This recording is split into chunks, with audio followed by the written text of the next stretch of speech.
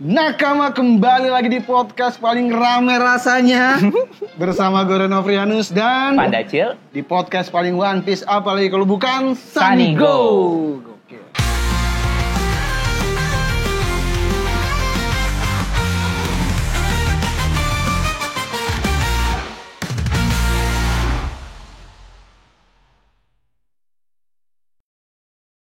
Masih di One Piece Cafe Nakama, dan tepat di depan kita sudah ada dua produk yang ditunggu-tunggu oleh para nakama. pastinya. Nano-nano yang masih berkolaborasi dengan One Piece. Gokil. Gokil banget. Ini emang kolaborasi yang udah ditunggu dari lama ya sebenarnya ya. Itu dia. Dulu nakama pada nanya loh. Iya, gaungnya tuh udah lama. Tapi kapan nih gue nyari di warung kok nggak ada nakama. Sama gue juga nyari. Sudah ada.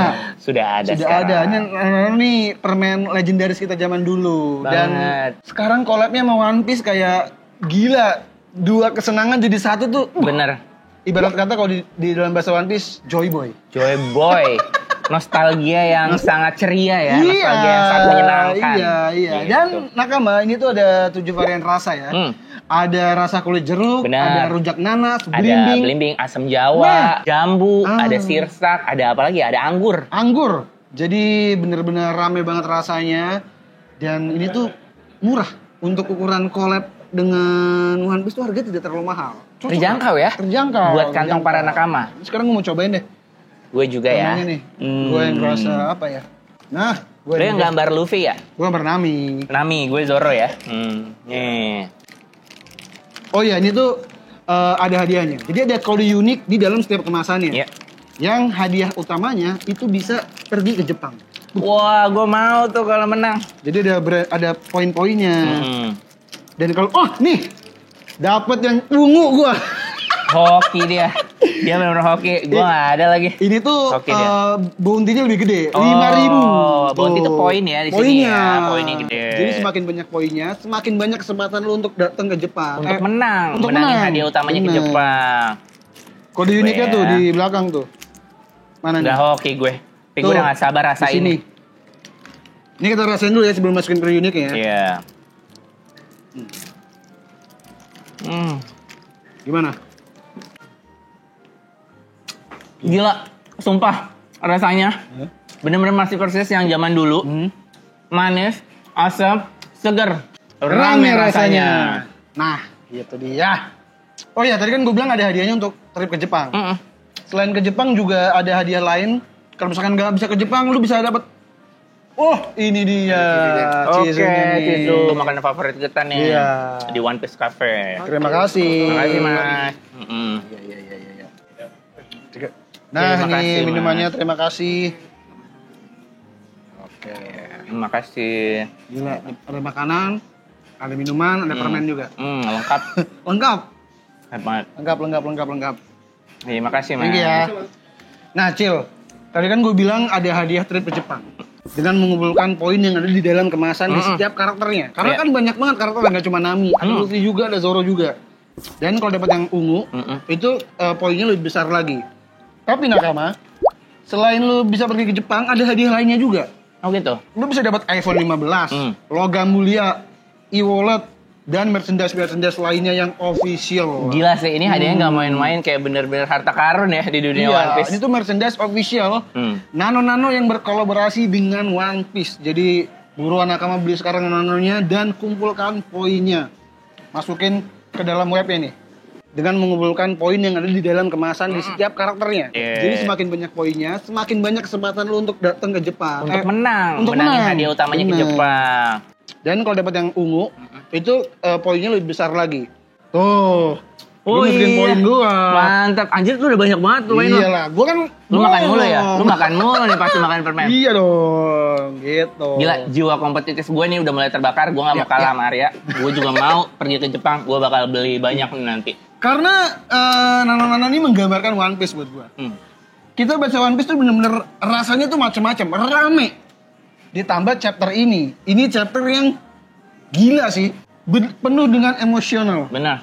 Emang chapter Rame, kemarin, ya? benar. Kita udah bilang ini gila. Tapi chapter ini lebih gila lagi. Lu pengen apa, gua kasih, gua kabulin semua impian lo. Deng. Benar. Gila. Ini flashback-nya tuh makin lama makin gila loh. Roger, Kuma. Sekarang Loki yang flashback-nya collab sama Rox. Iya. Anjir lah. Flashback yang di-flashbackin lagi. Iya. Nah sebelum kita bahas chapter yang luar biasa ini, satu info menarik aja kita bahas. Karena ada info menarik tentang postingan Eiichiro Oda. Betul. Jadi Eiichiro Oda itu kan beli plushie Im-sama yang seukuran besar itu ya. Iya. Ternyata dia lagi sering posting plushie Im-sama ini di rumahnya. Iya, di berbagai tempat. Di berbagai tempat. Ada di samping gitar ya. Kemarin di Gitar akuarium. hidup, di akuarium, di dalam apa namanya? Ikan hiu ya. Ikan hiu. Dan ikan hiu. Nah, yang uniknya nih, yang menurut gue bikin geger dunia, Eiichiro Oda meletakkan Im-sama itu di meja kerjanya. Meja kerja. Itu gila banget. Mungkin para nakama di sini ada yang udah lihat dan ada yang belum lihat ya. Itu mungkin kalian bisa lihat lagi dan zoom. Masing-masing zoom, itu lu lihat apa aja ada di sana. Banyak, sebenarnya gambar-gambarnya buram. Iya. Tapi lagi-lagi, karena kita seorang nakama, Bener. kita mencari detail-detail yang terpenting. Gue rasa itu Easter eggs. Easter eggs. Yakin gue.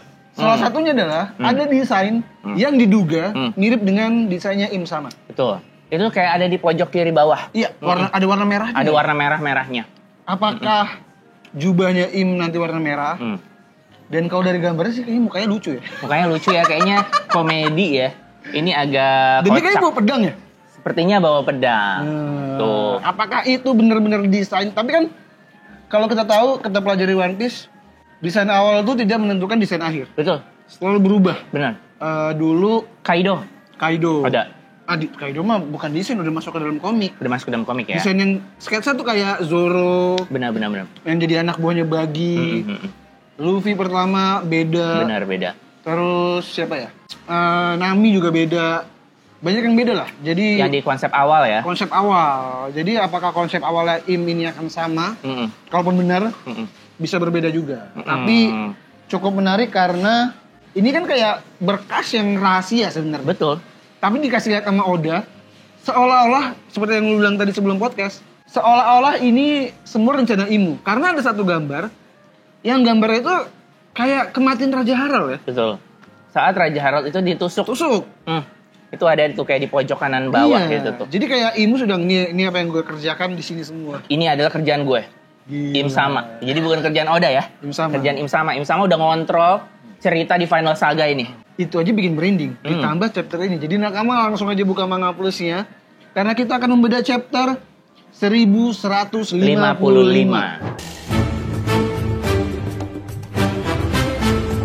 Dengan judul Kelompok Bajak Laut Rocks. Finally sampai di sini. Gila ya, alhamdulillah umur kita sepanjang ini bisa nyaksiin flashbacknya Bajak Laut Rocks. Ini udah digadang-gadang dari zaman kapan tahu. Kita nunggu banget flashbacknya Bajak Laut Rocks. Dan akhirnya udah kasih.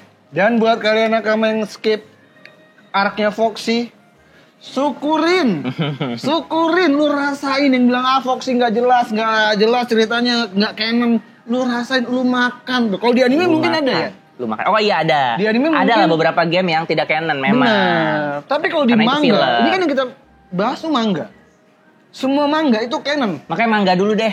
Gua nggak maksa lu nggak nonton anime, tapi maksud gue anime kedua dah setelah manga. Manganya tuh kitab canonnya lu baca dulu semuanya gitu. Foxy, gue udah sering banget bilang di podcast, entah di Sunny Go, entah di Romance Down.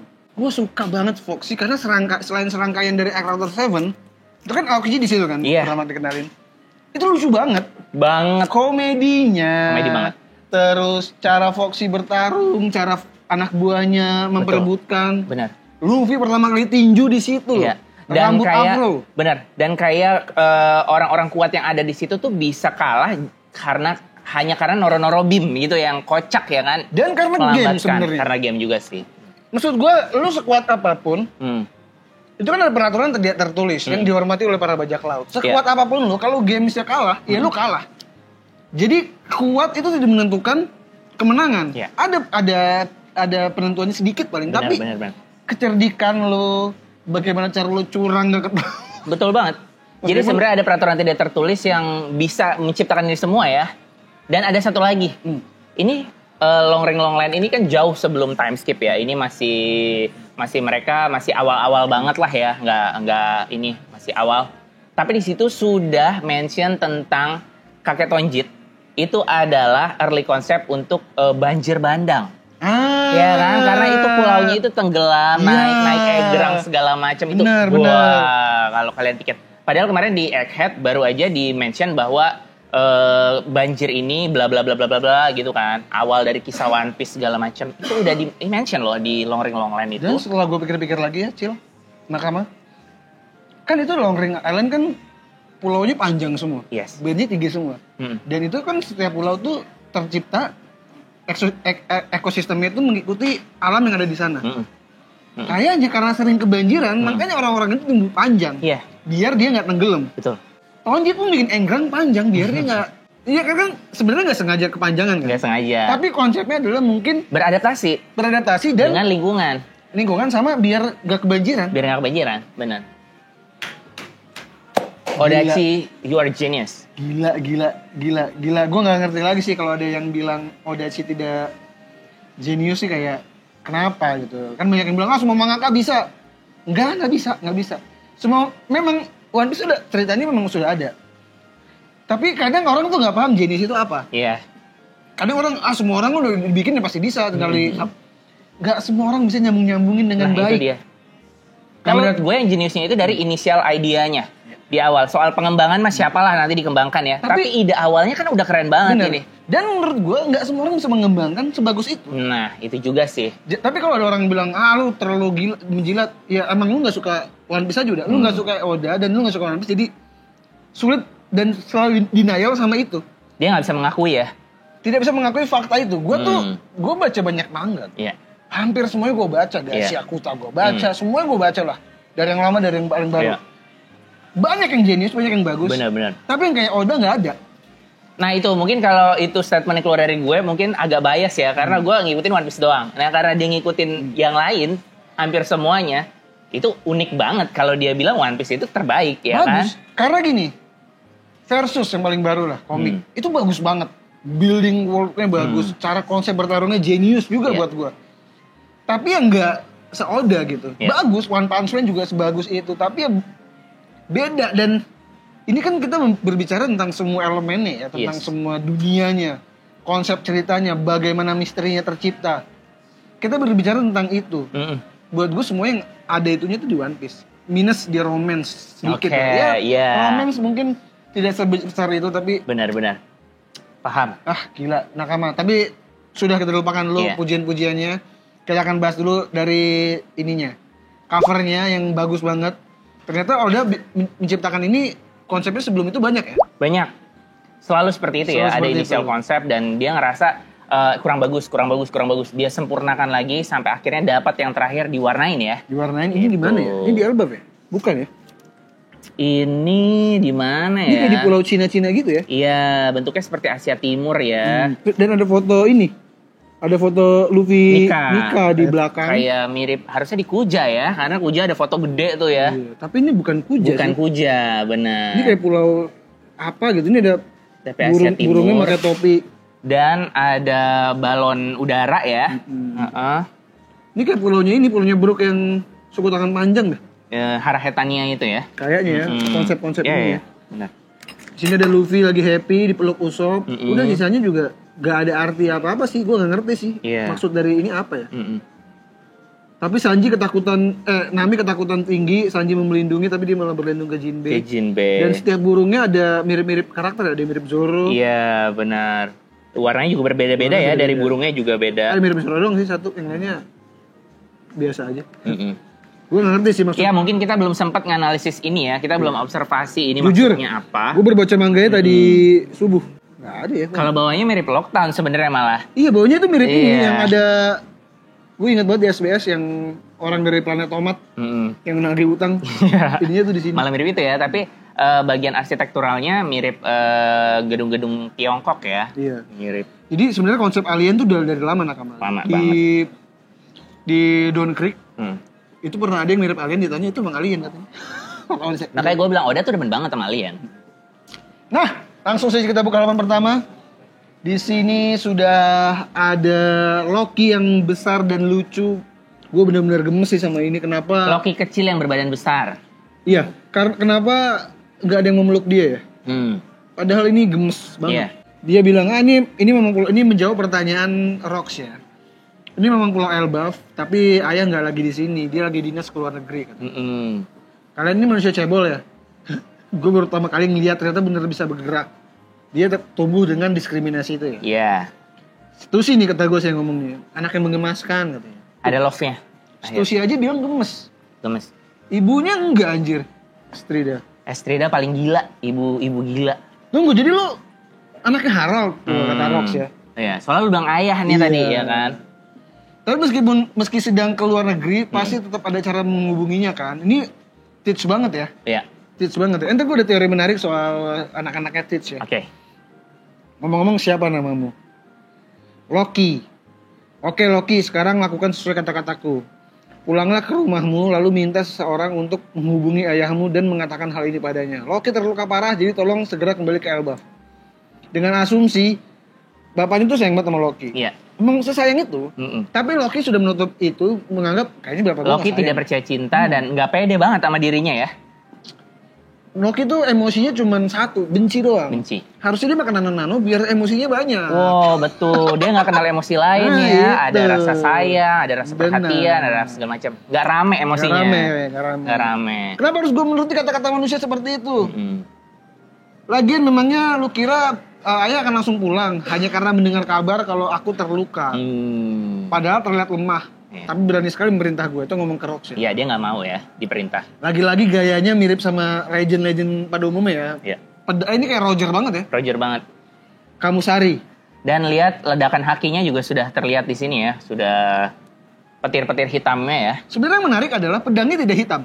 Pedangnya tidak hitam, tidak Dia black blade. Tidak mengeluarkan haki. Apakah karena anak-anak? Jadi dia nggak mengeluarkan atau memang dia tidak mengeluarin aja atau dia nggak bisa? Masa nggak bisa sih? Bisa harusnya ya. Kayaknya karena anak-anak. Anak-anak ya? Gue berasumsinya karena anak-anak. Berarti Rox tuh ada rasa sayang ke anak-anak Ada juga. sebenarnya. Karena dia punya anak.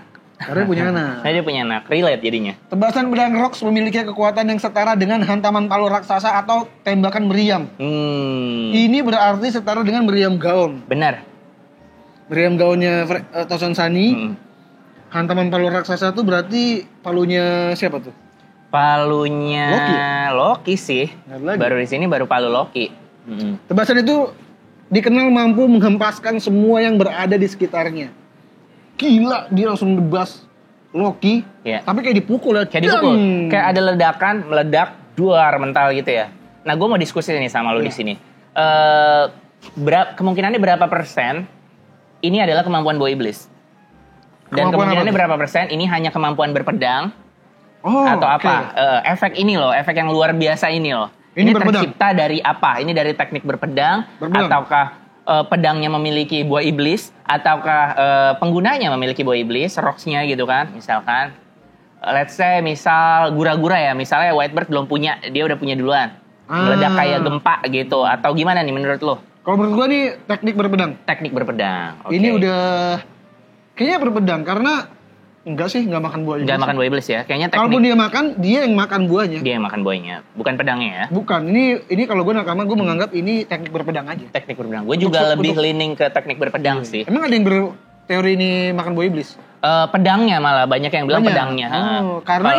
Karena ini kayaknya dampak dari tebasannya itu luar biasa. Lah, tapi kan iya, tapi banyak juga karakter yang punya seperti ini kan. Ada Mihawk. Ada Zoro. Banyak. Banyak ya. Vista gimana dampaknya? Gue lupa Vista. Roger kamu Sarinya lihat. Iya, Sengs. Jadi ini mah bukan sesuatu yang spesial. Iya benar. Ya ini emang karena Rox hebat aja udah. Karena mungkin di sini benar-benar secara eksplisit disebutin ini ledakan bla bla bla bla gitu kan. Kalau yang lain kan cuma digambarkan secara visual tapi nggak disebutin narator gitu. Nah, menurut gua pentingnya narator adalah jadinya beda. Beda kemampuan, tidak menebas tapi memukul pedangnya tuh. Iya. Jadi kemampuan dia adalah kayak kalau kita ngelihat anime atau manga Rurouni Kenshin, kan pedangnya terbalik tuh, Sakabato. Iya. dia setiap mukul pun kayak setiap nebas pun kayak dipukul karena nggak tajam. Karena tidak tajam. Jadi kemungkinan karena kebalik ya. Kebalik. Karena ini kebalik. mungkin Sakabato juga nih. Jadi kebalik. Coba kita lihat. Kebalik gak ya? Iya. Bisa jadi tajamnya di sisi yang belakang. Iya. Jadi saat dia nebas itu tuh sisi yang tumpul. Sisi tumpul. Jadi dibalik gitu, pedangnya. Kayaknya feeling gue nih Sakabato deh. Iya. Jadi tidak. Iya, jadi bukan slash ya, tapi kayak ledakan gitu ya. Benar-benar. Jadi apapun yang ditebas dia nggak akan menimbulkan luka. Tidak darah gitu ya, tidak. Ya berdarah tapi tidak terbelah. Tidak gitu, terbelah. Tapi ini Sakabato ini. Iya, Sakabato. Kenshin ini karena lagi-lagi Eiichiro Oda menghormati Nobuhiro Watsuki. Betul. Zoro aja tuh Nobuhiro Watsuki kan.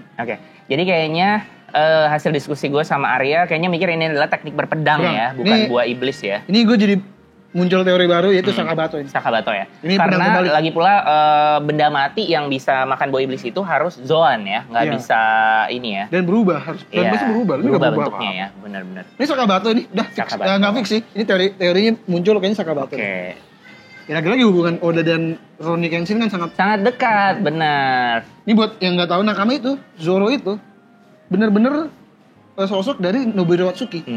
Karena Nobuhiro Watsuki itu kalau lagi serius gambar dia pakai ikat kepala. Iya. Jadi Zoro. Di Zoro gitu. Benar. Terlepas dari skandalnya ya. Iya, benar. Gua tetap menghormati karyanya. Gue lihat karyanya ya. Gue lihat karyanya bukan ininya dia ya. Oda pun masih ngeliat karyanya lah. Dan dia senseinya lah, dia asisten bertahun-tahun tuh di situ. Benar. Coba lihat. Bukan kayak Nigawa tuh ketawanya beda ya. Ketawanya Fo ya. Fo. Loki terluka parah lo. Ini Kurohige banget ya. Kurohige sangat. Kurohige yang rajin sikat gigi. Pertemuan pertama antara Harold dengan pria gila ini terjadi pada level di suatu tahun. Gak dijelasin ya tahun berapa. Gak dijelasin.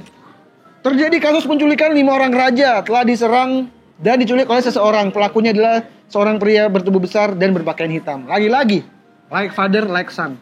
Yang dilakukan Kurohige pertama kali menculik datang ke Drum Kingdom. Benar. Curiga gua dia membunuh raja, bapaknya Wapol, betul. Sehingga Wapol akhirnya jadi raja. Bapaknya baik ya? Baik. Bapaknya baik. Lu nggak bisa ngancam gua dengan nyawa para raja itu. Tiba-tiba Im Sama ngomong gitu. Iya. Di ruang bunga yang tidak ada siapapun, hanya ada dia dan asistennya. Nah ini ada detail sedikit ya. Gua nggak tahu entah kenapa gue makin yakin bahwa Im Sama itu feminim. Apapun bentukannya, mau itu Okama nanti ya, mau itu cowok feminim atau ini tangannya lihat. Siapa ya? Ini lentik banget ya, gitu. Terus juga Dellinger lentik loh. Iya, Dellinger maksud gue gimana? Mau cowok feminim, Cavendish kan juga kan, Cavendish juga begitu. Maksud gue mau Okama mau apa? Sepertinya dia sosok yang feminim gitu. Terus fakta bahwa dia memiliki mate-nya itu cewek. Biasanya yang mau gendernya sama tuh cewek ya. Yang gue maunya mate-nya cewek aja deh gitu. Pembantu gue cewek aja. Dan Gunko. Akhirnya terkuak sudah sosok misterius yang ini siapa sih ini pelayan yang bolak-balik kok bisa ya boleh masuk dalam ruangan ini. Ternyata Gunko. Dan versi ini ya, versi apa sih namanya ini? Biarawati ya. Biarawati ya. Cantik sekali. Cantik banget. Maskernya juga berarti ini kalau ini beneran Gunko ya, ini kan level yang beberapa tahun lalu, ini kayaknya dari flashback itu 50 tahun, 56 tahun yang lalu ya. Ini flashbacknya kalau nggak salah 56 tahun yang lalu. Kalau Gunko umurnya 70-an, sekarang, karena Brook kan 90 ya. Brook 90, kalau Gunko umurnya 70-an masuk, ini berarti baru pertama kali join nih ya, kayak 15 tahun. Terus misalkan di kontrak Immortal, jadinya nggak menua gitu. Jadinya nih kayaknya yang umur dia masih belasan nih di sini nih. Sebenarnya yang jadi pusat perhatian gue di sini adalah bagaimana bisa seorang Rocks nyampe ke sini. Gila, ini scene-nya perfect buat gue. Cara duduknya, cara dia melihat, cara dia megang senjata. Ini komposisinya bagus banget. Gue suka banget. Dan dari belakang kayak Kid banget ya. Kayak Eustace, Kid, mirip banget Kid. Gila, nanti akan gue bahas sedikit ya. Dan dia megang pistol. Iya. Asumsi gue menambah lagi, dia bukan hanya berpedang, dia jago semua senjata. Dia bisa pakai pistol, dia bisa pakai palu. Karena faktanya ternyata dia sendirian. Dia bukan... Dia nggak punya kru yang... Iya, ada sniper. Ada misalkan... Tarung, konjok. Iya, swordsman atau apa. Jadi dia harus bisa semuanya kan. Dia bisa semuanya, pedang. Palu nggak ada kan. Dia bisa pedang, pistol, dan fightingnya juga oke. Nih, dan apa namanya... Oda kan suka banget ya sama karakter Teach juga ya. Dia suka banget. Dan karakter Marshall the Teach ini di One Piece ini kan yang paling bajak laut. Bajak laut itu portraitnya adalah ada pedang, ada pistol tuh biasanya 2, 3. Nah, Teach juga ada tuh. Teach juga ada. Nah, ini kayaknya emang dia bisa semua nih. Emang bisa semua. Gue rasa karena dia bajak laut banget. Bajak laut banget. Kalau Luffy kan pakai pedang cuma biar gaya-gayaan. Iya. Benar-benar. Kalau dia kayak bisa nih. Nah, sebenarnya ini kita bahas sedikit ya. Ini dalam narasinya adalah sepanjang sejarah, ini adalah pertama kalinya ada seseorang yang berhasil menyusup ke dalam kamar bunga yang terletak di bagian terdalam tanah suci. Jadi ini bagian paling dalam nih. Benar-benar. Gak kelihatan siapapun dia bisa masuk. Gila loh. Kalau versi bahasa Inggrisnya lebih unik dia. In a historical anomaly. Ya ini benar-benar anomali. Jadi ini yang pertama dan terakhir, nggak bakal ada yang bisa kayak gini. Iya. Ini tungtung sahur ya. Iya, tungtung sahur ini. Anomali. Iya, lu bayangin. Cobra sama Sabo aja udah mau dibantai. Bahkan itu bukan di ruang bunga. Bukan, itu masih di ruang tata kosong. Itu di empty throne. Kenapa ini Chamber of Flower ya di ruangan bunga? Gila banget. Di halaman selanjutnya kita dikasih scene-nya Im Sama yang sedang madep ke Rocks. Iya. Orang itu mengaku sebagai pemuja Davy Jones. Namun setelah menyusup masuk, orang itu tidak melakukan apapun karena tahu bahwa tidak ada lagi yang bisa dilakukannya. Akan tetapi dia meninggalkan sebuah pesan sebelum pergi. Ya. Ini lagunya Pasto.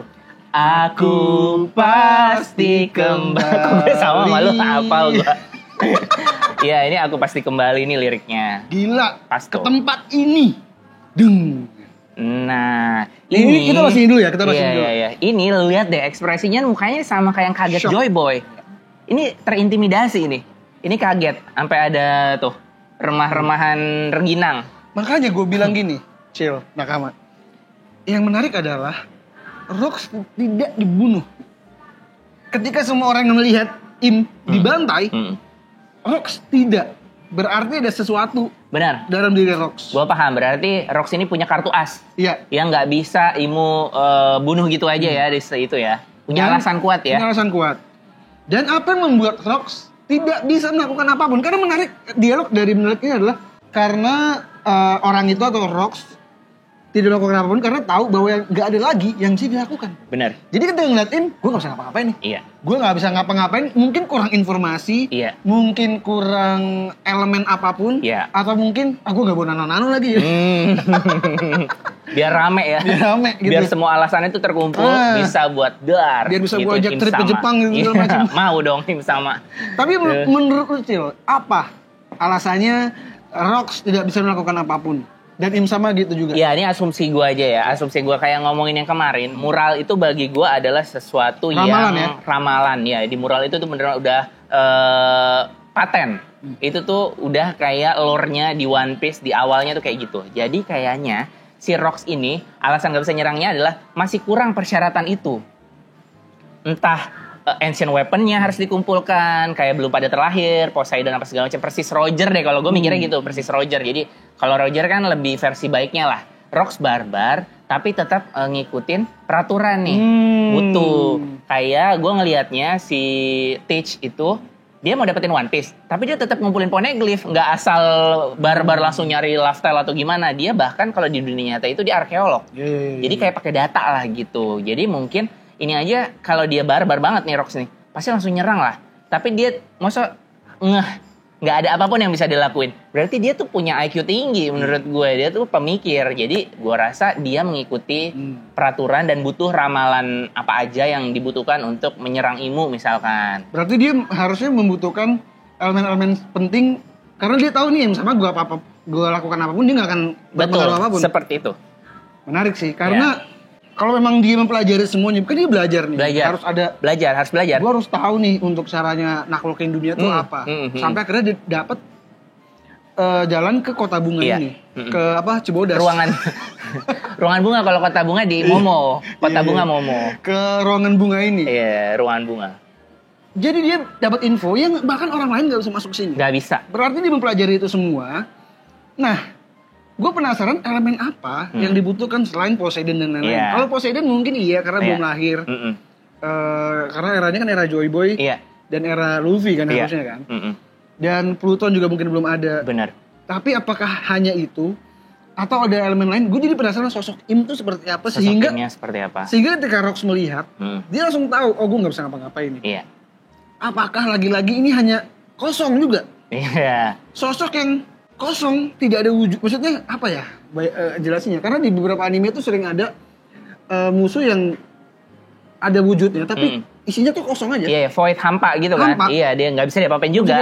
Percuma. Lu nggak bisa grab, lu nggak bisa. Lu tusuk juga nggak bisa. Ya, mungkin juga. Dia kayak kalau di Fullmetal Alchemist hanya kayak homunculus yang bulat yang... Iya, paham. Yang paham gue. Aura aja gitu. Iya, aura. Nggak bisa diapa-apain juga gitu. Ya mungkin seperti itu juga. Jadi dia hanya wujudnya aura hitam yang ya udah. Nggak ada wujud. Iya, kayak black void, kayak nggak ada apa-apa kan.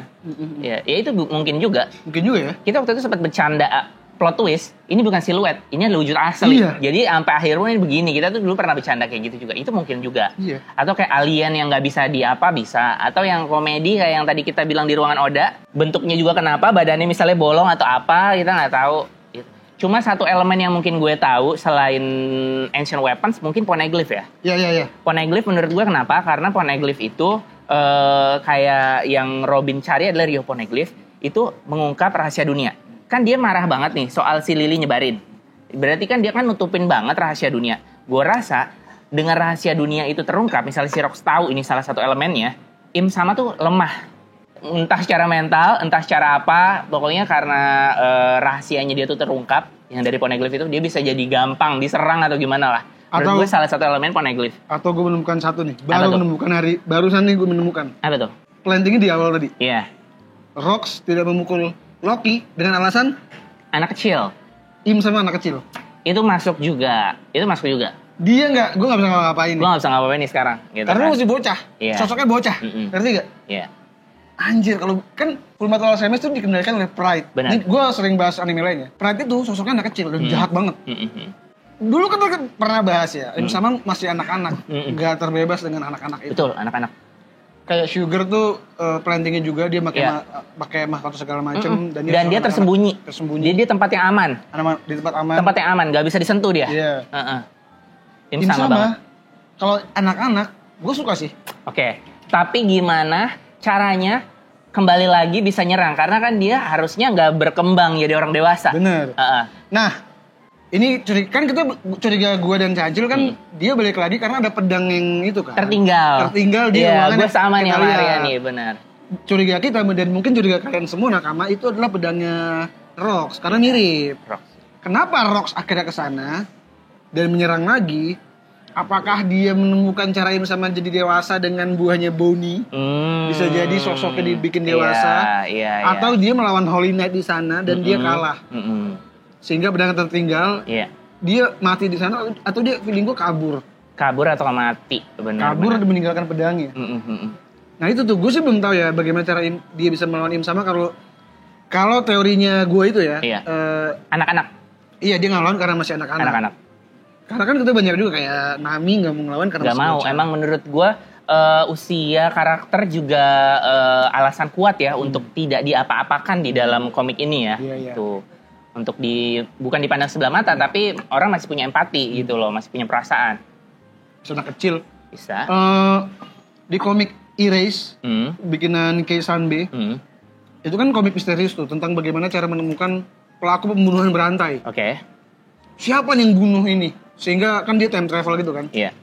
Ternyata pembunuhnya anak-anak. Wow. Anjir. Wow, jadi nggak ada expect sama sekali? Nggak expect. Wow. Gila, jadi kayaknya kemungkinan anak-anak jadi masuk akal aja gitu. Besar sih, besar juga. Karena dia merasa anjing belum sama apa ini. Gitu. Kalau menurut kalian gimana nakama, tulis di kolom komentar ya. Tentu saja insiden tersebut dirahasiakan oleh publik. Lalu secara kebetulan ada seorang penyusup lagi yang masuk ke tanah suci di hari yang sama. Ini Tenryubito zaman dulu masih tetap jelek ya. Jelek banget semuanya. Lihat, dia jauh lebih besar dari para raksasa lain. Aku ingin dia menjadi budak. Jangan sebaiknya dibunuh jadi boneka pajangan. Anjir. Ini Harald yang kabur ya. Panas, aku paham kalau negosiasi kita gagal. Aku juga paham kalau aku yang salah karena telah menyusup masuk kemari. Tapi kalian gak perlu berbuat sampai sejauh ini kan. Jangan sampai lolos. Dia pasti menculik para raja, bukan gua, anjir. Benar. Jadi dia dijadiin kambing hitam ya? Di kambing hitam. Gila, gede banget sih emang. Karena kebetulan ya, karena lagi ada huru-hara, 5 raja diculik, dan ini ada si raksasa ini kayaknya pembuat onar. Jadi semuanya dilimpahkan ke dia kesalahannya. siapa aja raja-raja yang diculik ya? Ini kejadiannya 56 tahun yang lalu ya. Bahkan Nefertari Cobra aja belum lahir. Jadi mungkinan generasi kakek dari karakter-karakter sekarang yang seumuran Luffy atau Vivi tuh. Tapi Oleh Alabasta raja-raja. termasuk gak menurut lu? Bisa jadi sih. Karena kayaknya dia penting. Oh malah nggak? Karena Im gak bergerak. Oh Im nggak gerak ya benar. Karena dia kan Imnya meskipun bunuh Cobra dia masih ada Vivi. Iya masih ada Vivi. Kayaknya Nefertari tuh kayak lore penting juga. Iya kan? ya. Jadi nggak kenapa-napa di sini ya.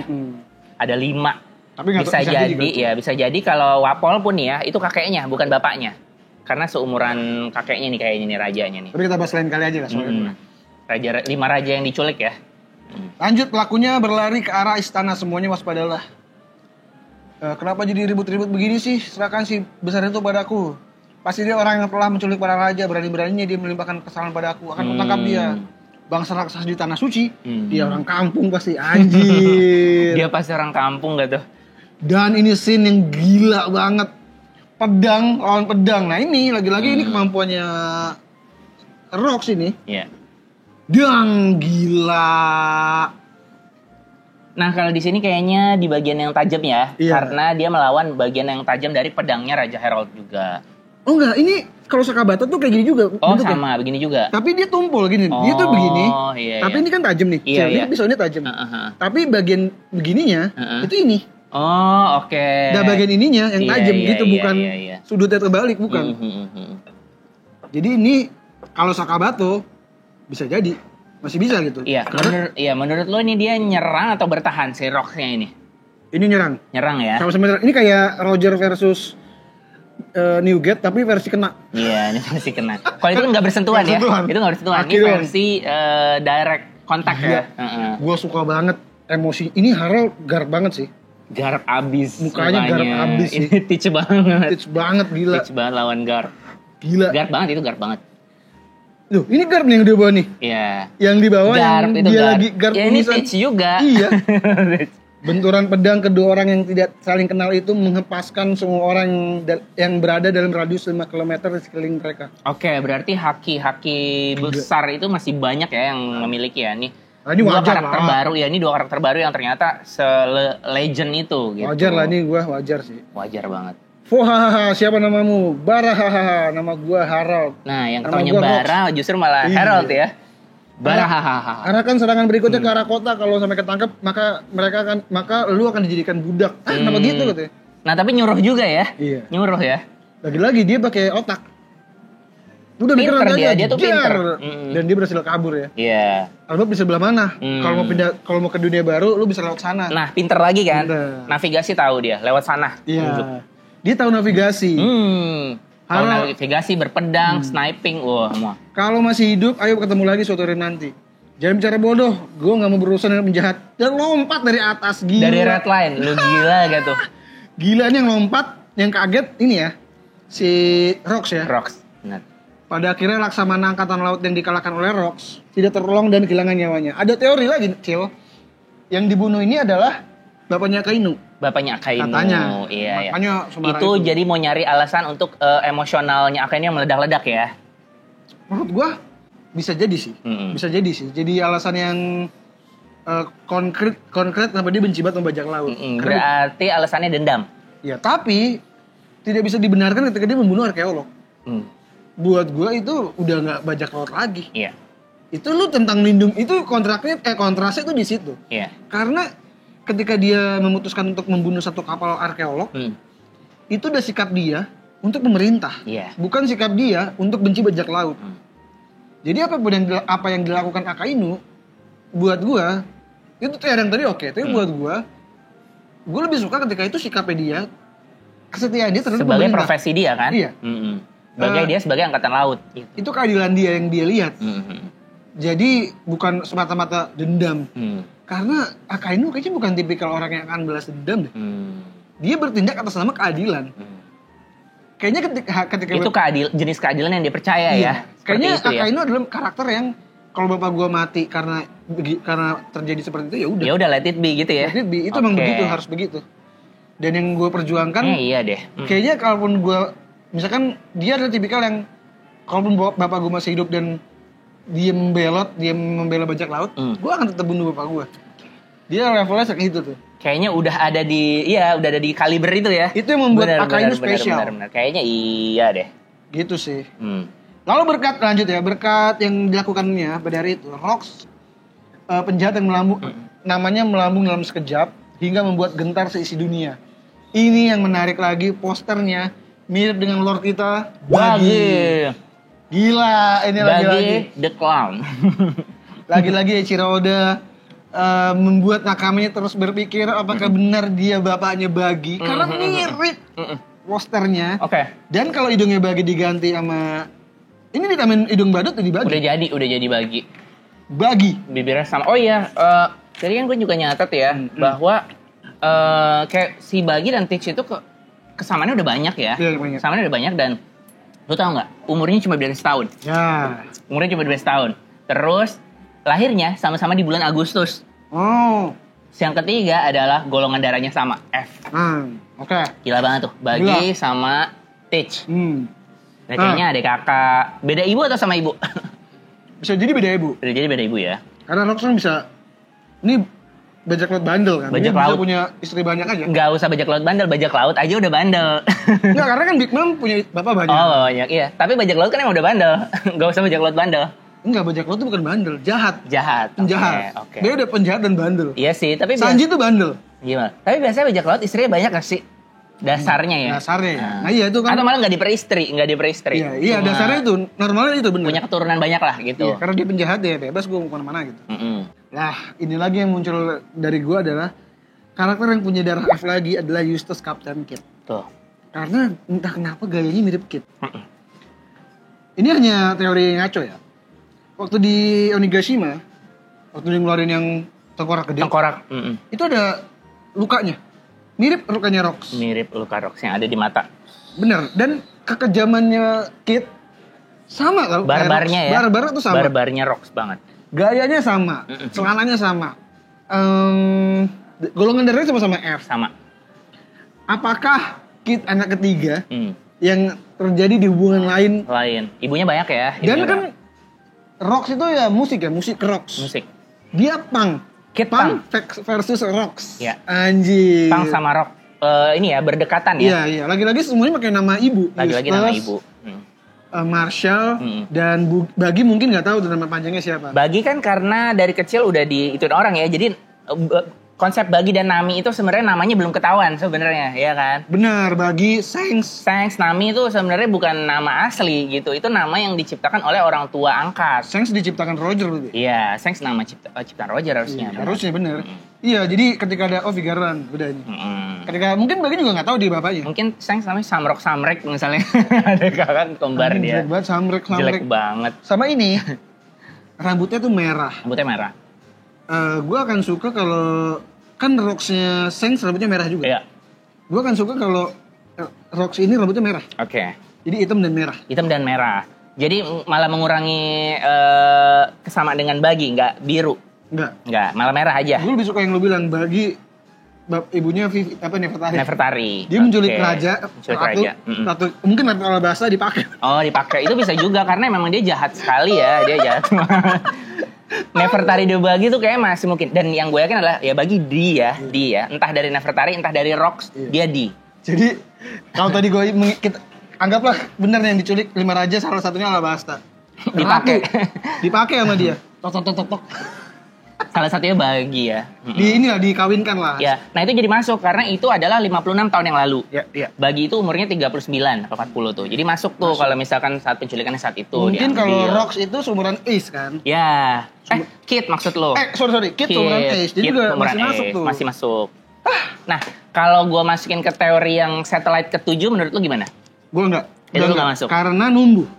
Satelit itu tidak tumbuh. Iya. Kayak Vegapunk kan yang robot-robotnya nggak ada yang tumbuh. Jadi mungkin akan pada ingat ya dulu tuh ada teori satelit Vegapunk tuh ada 7 bukan 6. Yang ke-7 adalah yang rebel nih, yang nggak ada di Egghead, yaitu Kidd misalkan ya. Jadi apakah mungkin di sini Kidd itu adalah Vegapunk ke-7, satelit ke-7 yang DNA-nya Vegapunk ambil dari Rox. Jadi dia yang paling barbar gitu kan. Tapi benar kata Arya, harusnya kalau satelit itu nggak bertumbuh ya. Ini Kidd ada masa lalunya. Ada masa kecil. Iya kan ada masa kecilnya dan jadi dewasa. kalau satellite-nya Vegapunk kan semuanya stuck. Tak. Semuanya gitu, si Lilith, segala macam deh. Semuanya Edison, Pythagoras, semuanya udah dalam bentuk seperti itu gitu kan. Dan onder delay bisa diganti ya gitu. Bisa nyambung-nyambung lah. Gue lebih suka dia 3 bersaudara. 3 bersaudara, lain ibu ya. Lain ibu. Nefertari. Nefertari. Terus nggak tahu ibu Marshall. Itulah yang membuat akhirnya Kit ditakdirkan tidak ketemu sama Teach. Iya. Karena pertarungan adik kakak terlalu cepat. Iya, benar. Bisa aja dah. Rame ya di sini, emosinya rame kayak nano-nano. Nano banget ini. Beberapa waktu kemudian Rox menyerang sebuah kapal yang mengangkut upeti langit dalam jumlah besar. Versi jumlah besar untuk dibawa ke Marijoa. Selain itu dia juga menghancurkan gerbang keadilan dan kembali melarikan diri. Iya. Rox pun memulai hidupnya sebagai seorang bajak laut dengan bermodalkan uang serta kapal yang diperolehnya saat itu. Wow. Dia benar-benar single fighter ya. Banget. Dan ini bajak laut banget. Sendirian, dia bisa ngacak-ngacak semuanya. Dari penculikan, dari segala macam begal, maling. Dan dananya itu dibuat dia bangun yang berikutnya gitu loh. Menciptakan bajak laut. Dia mendanai dirinya sendiri dari ya itu bajak laut.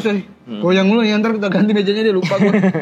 Banyak yang protes, bang gue goyang mulu. Sorry. Oh oke. Nah ini nih kapalnya masa mirip kapal Roger deh. Tapi bukan, gue rasa bukan. Karena belum ada telurnya. Atau saat itu emang belum ada telur.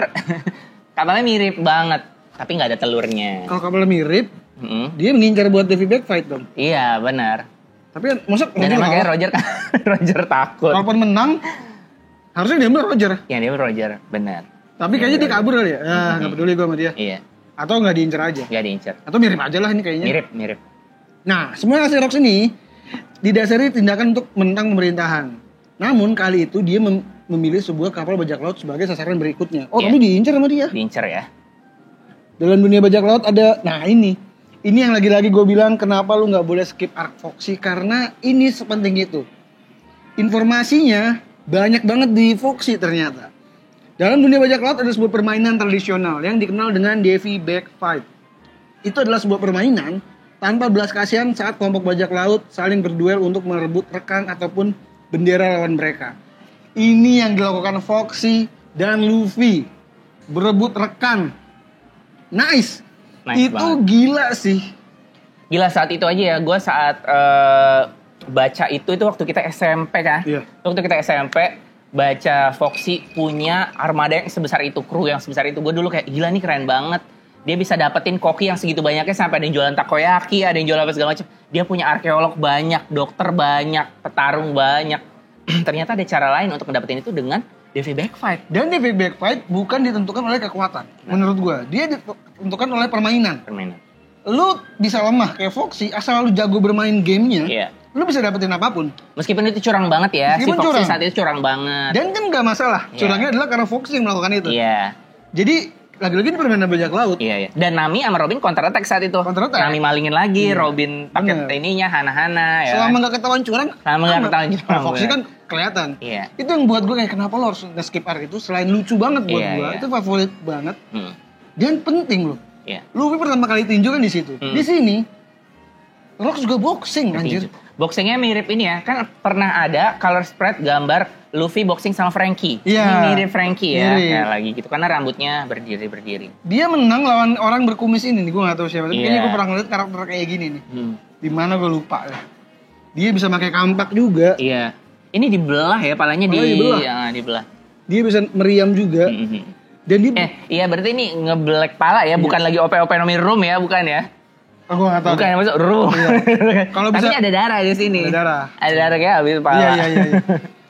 Nah ini lagi. Dia mengumpulkan. Ini kan lagi-lagi ya. Ini. Ya kita dipuaskan dengan Oda ya. Iya. Kan teori dia Davy Backfight ngambil kru tuh udah banyak kan. Iya. Dari pertama kali dia muncul dengan Kaido dan lain-lain dengan. Betul. Dengan informasi kalau dia menggawangi atau bukan menggawangi siapa? Memimpin. Lin, memimpin Kaido dan lain-lain. Gila memimpin kelas kakap. Gila banget. Kok bisa? Nah. Teori itu muncul jangan Davy Backfight. Benar, kecurigaannya udah Davy Backfight. Terus lama itu. Ini udah kelas kakap semua kok bisa dijadiin satu gitu kan. Dan makanya nongol teori itu kan. Dan diiyain sama Oda. Lagi-lagi. Kita ditraktir Oda deh. Lagi-lagi. Kita lagi ditraktir. Foxy sepenting itu. Davy Jones. Ini menarik juga namanya, muncul teori bahkan dari Canjel juga diduga dia adalah Joy Boy. Kenapa lu berpikir begitu? Karena gue berpikir, lu nganggap gini gak? DV Backfight menurut lu adalah joyful pirate game gak? Menurut gue ini permainan yang menyenangkan. Lu bermain game tapi lu dapat sesuatu yang lu pengenin, entah itu bendera, entah itu kru. Menurut gue joyful. Joyful game menurut gue, meskipun kejam ya, tapi namanya bajak laut. Joyful game. Nah menurut gue Will of Davy Jones. Gue anggapnya gitu. Jadi kayaknya ini permainan yang seru. Yang tadi kita ngobrol sebelum ini, lu bilang mungkin si Davy Jones itu pengen punya teman banyak. Dia makanya menciptakan permainan ini untuk dapat temen gitu kan. Jadi gue berpikir apakah si Davy Jones dengan Joy Boy ini satu sosok gitu loh, satu sosok. Jadi kayak karena Davy Jones adalah bajak laut yang ada di bawah laut kan, katanya kan ada di bawah laut. Dan terus ini katanya permainan Davy Backfight itu diciptakan oleh bajak laut pertama. Dan pernah ada narasi bahwa Joy Boy itu adalah bajak laut pertama. Jadi berarti Joy Boy sama si Davy Jones mana nih yang bajak laut pertama gitu kan. Jadi gue berpikirnya mereka berdua satu sosok kali gitu. Kalau gue nangkepnya dari permainan yang Joy, dari Joyful sama dari bajak laut pertama yang menciptakan game. Kalau gue dari situ berangkatnya. Kalau gue agak sedikit berbeda ya nakama dengan Kancil dan mungkin dengan beberapa nakama juga berbeda. Ini pendapat gue. Kalau gue berpikir Joy Boy dan Davy Jones adalah rival. Dua entitas yang berbeda. Seperti Luffy dan Teach gitu Seperti ya. Luffy dan Teach. Dua-duanya. Kalau kita bahas sedikit nakama. Luffy dan Teach ini sama-sama. Tujuannya tuh sama. Musuhnya sama. Musuhnya sama. Tujuannya beda. Musuhnya sama, ngincer sama One Piece, tapi tujuan mendapatkannya beda. Benar. Satu buat bebas, satu buat menguasain dunia. Benar. Keduanya tuh udah hal yang beda. Satu bebas, satu mengekang. Tapi musuhnya sama. Joy Boy dan Davy Jones. Menurut gua dua orang yang punya musuh yang sama, yaitu Im. Tapi tujuannya berbeda. Kalau dibilang nih permainan yang Joy, gua agak kontradiksi ketika anjir permainan apa yang menyenangkan ketika lu ngerebut temen orang. Menurut gue Joy Boy terlalu jahat ketika gue pengen punya temen tapi gue mau ngambil dari teman orang. Ngerti gak? Lu punya keluarga nih. Duh gue pengen punya temen, gue ambil keluarga lu satu. Benar. Gue ambil ini satu. Ya itu gak Joy sih. Itu buat gue kayak ngapain lu ngambil. Menurut gue Joy Boy tipikal orang yang punya kru dengan hati. Dengan cara ngajak. Ayo men, ayo sama gue gitu. Berarti ada ini ya, refleksi yang berbeda nih. Antara yang satu suka maksain orang ikut sama dia, yang satu tuh punya hati. Bener. Ikut sama gue gitu. Kita melihat Emmet, kita melihat Zunesa secinta itu dengan Joy Boy. Kayaknya itu bukan tercipta seperti yang Rox lakukan. Berarti kontras nih antara Davy Jones dengan Joy Boy. Iya, karena kalau lu direbut secara paksa nggak akan ada apa ya, intimate. Iya, nggak ada bondingnya. Makanya bonding. Itu dia dikasih lihat Foxy yang tersisa hanya dua orang doang. Si Porsche dan siapa tuh lagi yang monyetnya? Hamburg ya? Hamburg. Karena mungkin itu dua nakama awalnya. Iya benar. Sisanya balik lagi. Sisanya yang armada sangat besar itu. Jadi kayaknya era terciptanya bajak laut Joy Boy tercipta juga Davy Jones. Ketika ada bajak laut Joy Boy, muncullah Davy Jones untuk melawan itu. Solid argumen menurut gue, dari lu. Itu sih. Jadi kayak Joy Boy sama Davy Jones ini sepertinya kontras ya. Pola pikirnya gitu ya, pola pikirnya kontras. Itu masuk juga sih. Karena itu benar. Tadi gue tidak menemukan bagaimana menyenangkannya mengambil nakama gitu dari cara merebut. Karena gue tadi pikiran gue adalah teknis permainannya. Teknis permainannya itu kejam, tapi kan kayak bola, ada main bola, ada balap ini kan, kayuh dayung apa segala macam. Mungkin yang keseruan gamenya gitu. Mungkin permainan ini diciptakan mereka berdua, tapi ternyata apa nih taruhannya? Kru deh, gue nggak mau konflik di situ. Ya atau mungkin bener ada dua gitu, kayak kita ada bajak laut yang kaptennya dua, Dory dan Brogy. Kalau ternyata ini bajak laut pertama itu kaptennya dua, Davy Jones dan Joy Boy, mungkin juga dong, ya kan? Ya mungkin ya bertarung berdua, bisa jadi juga sih. Tapi apapun itu, ini arc penting adalah Foxy. Lagi-lagi, Hachinosu pertama disebut oleh Nico Robin di Long Ring Island. Sayang sekali kalau kalian melewatkan itu. Memainkan permainan ini untuk merebut banyak bajak laut, dan itu yang dilakukan oleh Rox. Gila ya. Jadi Tolong deh yang skip baca lagi deh. Ini Davy Back Fight terbaik deh. Penting banget. Lanjut di sini Rocks memanfaatkan permainan tersebut untuk mengumpulkan awak yang memiliki potensi. Ada Shiki di sini kita lihat, ada Newgate. Iya. Ada Stussy ya. Ada Stussy. Kemudian mereka tiba di Elbap. Wah. Nah di lama selanjutnya kita dikasih double spread. Ini akhirnya ini yang mirip Kit banget ya Rocks. Iya ini udah Kit banget sih. Kit abis. Ini udah Kit banget. Tapi pastinya kita ngikutin dia ya. Karena zamannya duluan Rocks. Elbap, Castellorus. Aku sangat cemas dan segera kembali secepat yang ku bisa. Jadi di sini Harald balik karena mendengar Loki terluka parah. Tapi dibilang jangan sering bermain di Niflheim. Tapi Loki masih ini sendiri. Enggak lah, nggak mungkin balik. Rocks, gue udah denger reputasi kalian. Apa tujuan kalian kemari? Harald, gue udah lama pengen ketemu lu. Jadilah rekanku. Nah, ini pertama kalinya Rocks tidak memakai Davy Back Fight. Dia dengan tulus ingin mengajak Harald.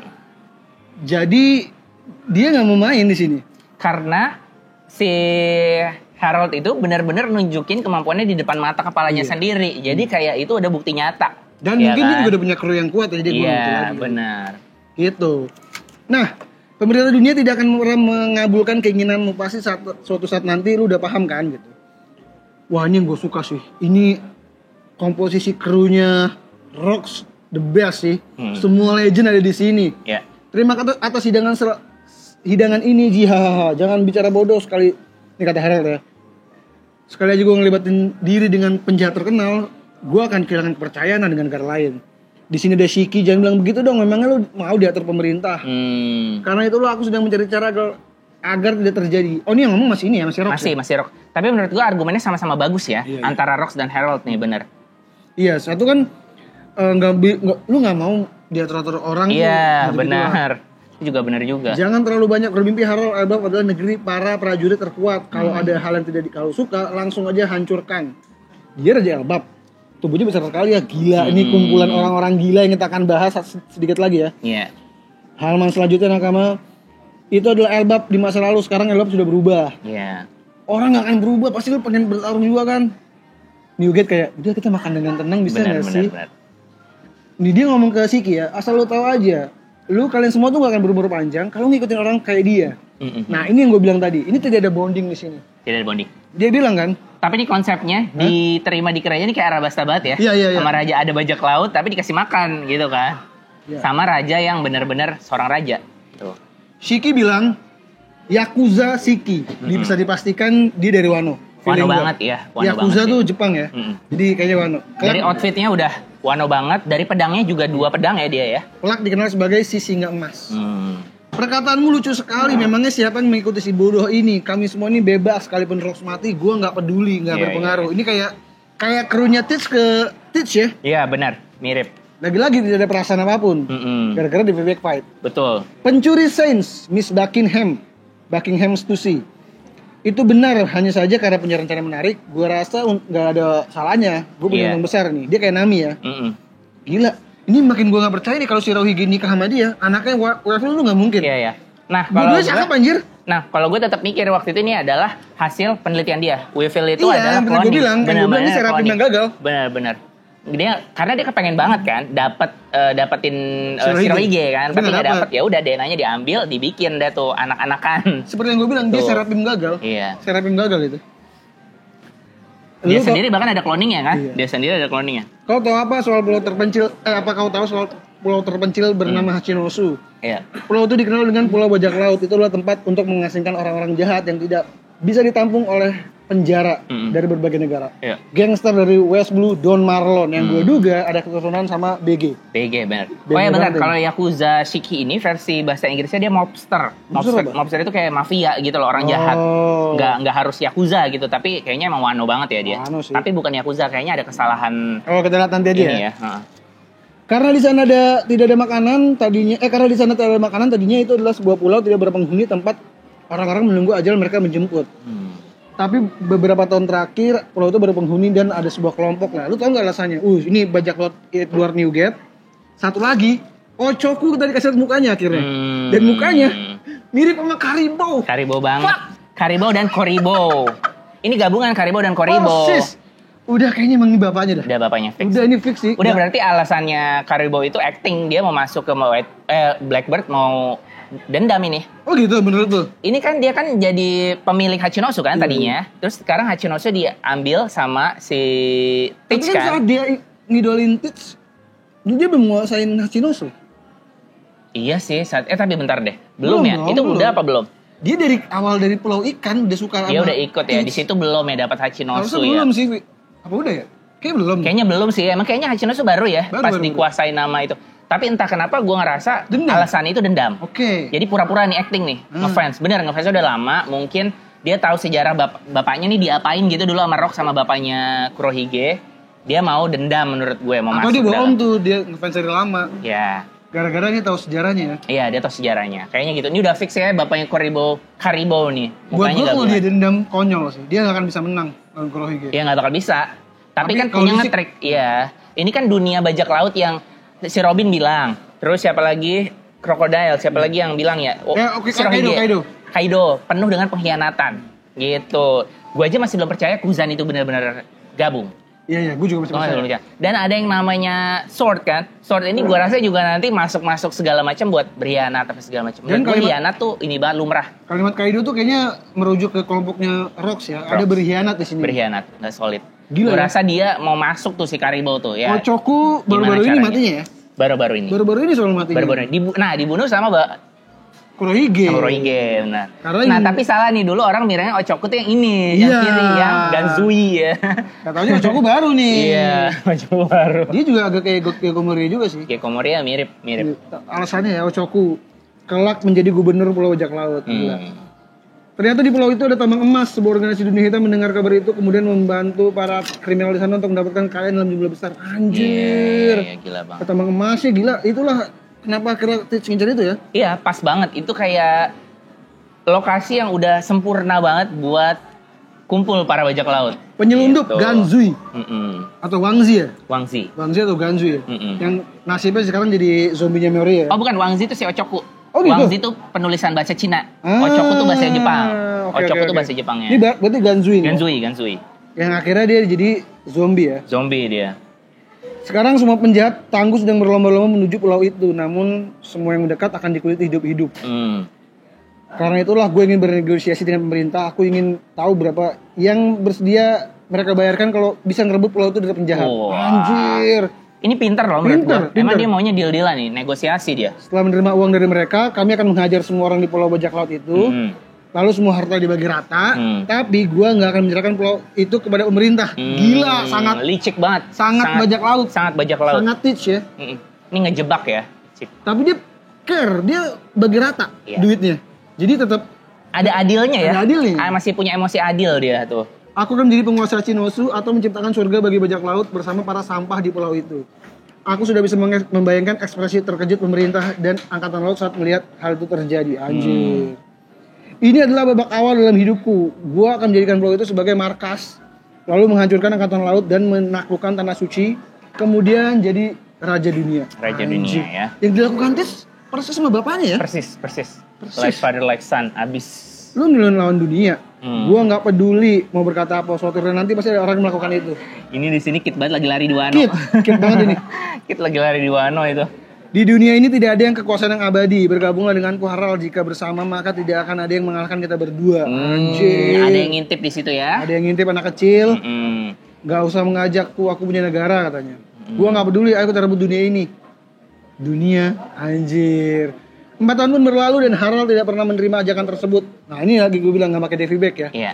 Davy Back Fight. Rox langsung menjalankan rencananya, wajah-wajah terkenal yang ikut berpartisipasi dalam rencana Rox. Tidak pernah menerima, berarti itu kan berkali-kali ya. Dia repetisi dan tetap nggak peduli ya si Harald ya. Berarti ini sebenarnya si Rox tuh pengen banget punya Harald. Tapi akhirnya dia nggak mau, udahlah langsung jalanin misinya gitu, gas. Loki mau tapi nggak diterima. Enggak, Loki nggak mau, belum levelnya. Dia maunya Harald. Mulai beraksi Rox. Semuanya berangkat untuk mengguncang dunia ini. Iya. Nah, Kaido pun diajak bukan Davy Back Fight. Diajak dengan ayo sini ikut gua gitu kan? Benar-benar. Jadi kayaknya yang peduli banget sama Rox harusnya Kaido. Makanya dia bilang banyak pengkhianatan. Dia melihat pengkhianatan akhirnya Nah, Kaido juga gaya outfitnya mirip banget sama Rox. Kayaknya emang ngefans tuh, gua rasa. Emang dia bener-bener mau gabung kan, mau sama aja. Ini, tadi gua bahas apa ya? Apa? Pengkhianatan dan banyak yang bilang kenapa bang kok Newgate masih ngambil Teach padahal dia tahu tuh anaknya karena mirip banget. Gue udah ada jawabannya. Oke, jawabannya adalah sudah dijelaskan oleh oleh Newgate sendiri di Marineford. Oke. Ketika Squad marah sama si Roege, kenapa ada Ace anaknya Roger tuh musuh gua yang bunuh bapak gua. Dipeluk. Emang salah Ace apa? Yang kesalahan bapaknya bukan artinya kesalahan anaknya juga. Gue yakin tahu dia anaknya Rox, tapi apa yang dilakukan Rox nggak dilakukan anaknya. Nggak ada hubungannya sama anak gitu loh. Jadi itu udah kesalahan bapaknya aja dia gitu ya. Dia tetap peduli meskipun pada akhirnya dia mengkhianati juga. Tapi dasar awalnya adalah pengen punya keluarga dan dia membuka untuk memaafkan, untuk tidak memedulikan, bisa memisahkan kejahatan bapak dan anak. Anak tuh gak salah apa-apa. Dia emang sebenarnya juga yayasan sih ya, yayasan berkedok bajak laut. Dia tuh rasa sayangnya tinggi banget. Roger mau sejahat apapun ke dunia, ya Ace gak salah apa-apa. Ya udah itu bapaknya, kesalahan bapaknya. Itu yang harus kita lakukan di dunia nyata. Yang dilakukan oleh orang tua atau leluhur kita, itu yang dilakukan mereka, bukan dilakukan oleh cucu-cucunya. Betul. Jadi lu gak boleh dendam hanya karena lu anaknya ini, lu cucunya ini. Karena bapaknya jahat. Benar, berarti harus putus tali kebencian ya. Iya. Kalau udah sampai keturunan anaknya tuh suci, nggak ada salah apa-apa gitu. Kecuali anaknya dihasut, dikendalikan bapaknya untuk menjadi mirip bapaknya, menguasai apa. Benar. Mirip kayak di negara apa gitu, ada negara bajak laut, negara bajak laut. Jadi balik lagi nakama, bendera Rox ada alis anjingnya. Apakah ada hubungannya? Nggak ada kali ya. Benar. Kita lihat saja nanti ya, karena ini penuh dengan teka-teki ya dunia One Piece ini. Dan minggu depan libur, sayang sekali nakama. Dan chapter ini selesai di sini, gila. Ini benar-benar isinya penuh dengan daging, penuh dengan pendapat, penuh dengan teori. Semua udah kita bahas ya harusnya ya. Benar. Dan ini paling kurang satu doang nih, yang ini untuk menguncang dunia ini kalau versi bahasa Inggris, to quake with terror. Gila, ini kayak mau menyebarkan teror gitu dia. Lebih bahaya. Kalau mengguncang kan masih umum lah ya. Teror kan kayak ya teroris, dia pengen bikin ketakutan. Oke. Gitu. Gila, ini gue ngos-ngosan dan bersemangat sekali bahas chapter ini karena luar biasa ya. Iya. Jadi buat para nakama, gila sih. Ini kenapa gue makin suka? Karena gue tadi membahas ini sambil makan nano-nano. Ini chapter paling nano-nano. Karena gila emosinya lu bayangin tadi. Bayangin. Pengkhianatan, obsesi, kompetitif, kemarahan. Iri juga ada nih ya, Loki kepengen ya. Segala macam ini emosinya penuh. Dan semakin banyak chapternya, semakin banyak merchandise baru yang hanya ada di Jepang. Betul. Nakama, kalau kalian pengen ke Jepang gak punya duit, caranya satu, beli nano-nano. Beli yang banyak, kumpulin poinnya di dalam kemasan. Kalau dapat yang ungu, poinnya 5.000 lebih banyak. Lebih gede nih yang kayak gini nih. Iya. Dan kalian akan berkesempatan dapat ke Jepang loh. Wow. Ke Jepang gratis. Dan gak cuma satu orang ya, banyak loh. Jadi kayaknya kalau kalian beli makin banyak, ya kesempatannya makin gede. Tapi kalau ya bang, lo gak dapat ke Jepang susah, lu bisa dapat hadiah lain. Bisa dapat iPhone 15. Logam mulia, itu logam yang ada di Hachinosu ya. Iya benar. Ini benar-benar harta karun dunia One Piece banget loh. E-wallet dan merchandise official nano-nano yang berkolaborasi dengan pastinya One keren Piece. Itu sih. Gila. Jadi memang produk nano-nano ini masih berkolaborasi dengan One Piece ya. Ini permen legend kita, Legend Rocks ya. Gila, yang rasanya masih sama. Pas banget, ini lagi bahas legend bersama permen legend. Permen yang dari tahun 90-an. Dan ini mungkin di tahun itu juga era-era kemasan kan? Benar, era kemasan. Iya. Dan ada 7 varian rasa. Ada kulit jeruk, rujak nanas, belimbing, asam jawa, jambu, sirsak, dan anggur. 7 setara dengan si Cibukai. Si Cibukai. Tadi kalau gue lihat anggota awalnya Rock. Awalnya berapa tuh tadi? Coba kita hitung ya. Kita hitung ya. Awal Rocks ya. Ada saat ditambah Rocks 7 loh. 7 nih. Sama kayak rasa nano-nano. Kayak rasa nano-nano nih. Iya. Rocks, Shiki, Buckingham, Don Marlon, Newgate, Ochoku, Ganzui. Nano-nano itu pas diciptakan banget, untuk banget. Rocks. Benar. Gila, bisa pas banget ya? Iya. Rame rasanya emang grup Rocks itu. Iya, dia rame rasanya. Bener-bener tidak semuanya cinta sama Rocks. Rocks itu airnya kan rame. Ice. Iya, jadi kayak beneran udah ini bajak laut paling legenda seperti permen ini yang gila banget. Jadi nakama ini bener-bener lu harus makan ini sambil baca chapternya, dan lagi-lagi kalau pengen punya merchandise Tapi akhirnya nggak dapat ke Jepang, nggak bisa dapat iPhone ya. Jangan bersedih. Terus dapat merchandise official. Benar. Dan banyak karakter unik di kemasannya. Bisa jadi pajangan juga gitu. Wah banyak deh pokoknya. Pokoknya kita cobain sekali lagi deh untuk menutup ini. Gue suka banget yang jeruk. Masih ada deh ini. Gue mau lagi deh yang jeruk. Gitu. Ini sama yang paling nostalgic tuh yang kulit jeruk ya. Bener. Berkali-kali gue makan pun rasanya masih tetap sama. Kayak waktu di 90-an. Manis, asam, segar. Sekarang gue akan cobain ya. Lagi-lagi, nostalgia lagi. Ini rasanya bener-bener manis, asam, asin. Rame rasanya. Terima kasih sudah menyaksikan podcast Anigo. Bersama Nano. Dan chapter luar biasa. Jangan lupa juga di subscribe channel ini. Bentar lagi ceban. Yes, please. Bentar lagi ceban. Dan kalau kalian punya teori, lagi-lagi tulis di kolom komentar. Dan mohon maaf, belum sempet. Karena nih padat banget chapter ini, maaf ya. Tapi tenang aja, kita akan kumpulin teorinya. Jadi ada masanya kalau libur kita akan bacain kalian. Kita bacain komen kalian. Jadi ya udah, kalau gitu thank you sekali lagi. Gue Reno Frianus. Gue Pandacio. Jangan lupa beli nano-nano di tempat minimarket atau warung-warung terdekat Anda. Gue Reno Frianus dan Pandacil pamit. Thank you nakama. Bye.